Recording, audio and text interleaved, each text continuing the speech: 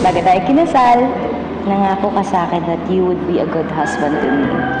At alam mo, Han, hindi ka lang mabait na asawa sa akin. You are the perfect husband. Ano? Hindi ko nang magagawa ko kung di dahil sa iyo. Dami nating pagsubok na pinagdaanan lately.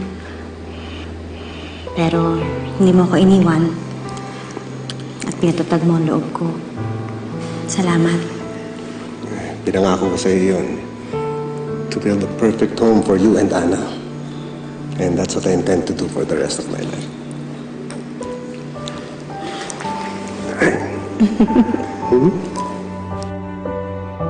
Sabi mo, lalingat ka lang.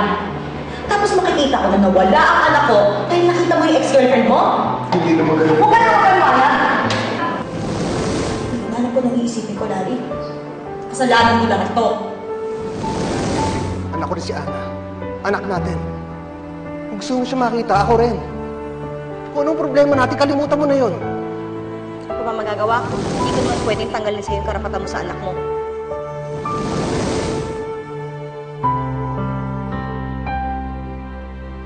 Salamat at hinayaan mo akong lumayang ka.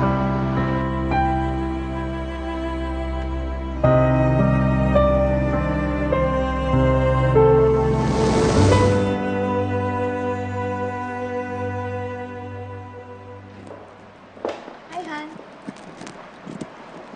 Morning. Oh, parang tulala ka. Ano iniisip mo? Eh, wala.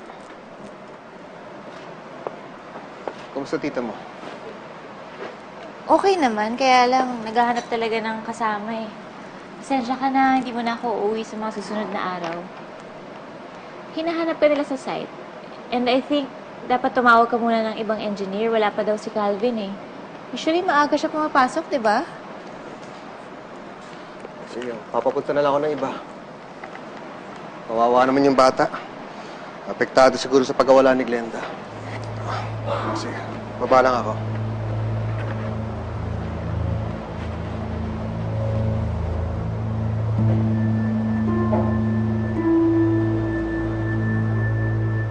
Mabuti na yung sila yung mamroblema kaysa ako.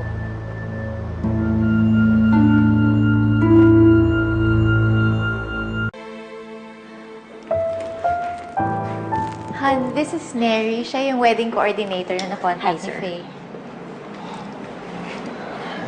Hindi ko alam may meeting pala tayo. Hindi ko na nabanggit sa'yo kasi we're too preoccupied eh. Pero ito na para maayos na natin yung kasal natin. Margaret, excuse me, na-discuss ko na sa kanya yung theme na gusto mo. And she said marami naman siya mga suppliers na makakontact. Okay? Okay. So, maiwan ko muna kayo. Excuse me. Yeah, it's true. Ang concern ko lang naman dito, hindi pa kayo nakakapag-apply ng marriage license. Yeah, yun nga eh. Wala pa kasi kaming time. But I want that process ASAP. Matutulungan mo ba kami? I can help you with that. All you need to do is to prepare your necessary documents. Kailangan ko yung certified NSO birth certificate, at syempre yung Senomar, at huwag yung kakalimutan yung cedula.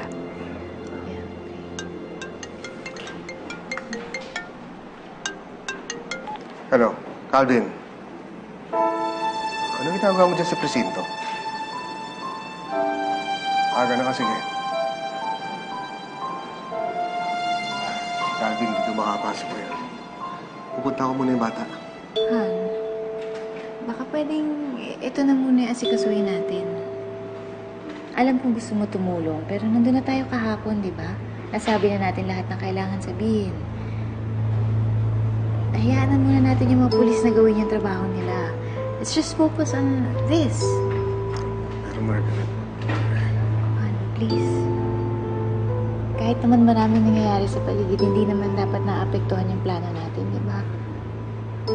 Tingnan mo, ang dami natin kailangan asikasuhin. Hmm?